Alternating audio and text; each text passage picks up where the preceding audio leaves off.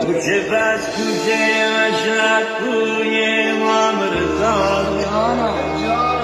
دیدن گل دستاش دل آدم چرامونه هر کی که قصه داره یا گرهی تو کارشه میره تو سحن آقا حالا هواش سفامونه بعضیا بالای سر روی سنگام زرن اشکشان که میچکه هرچی بخر آقا صبح زود سر کوچا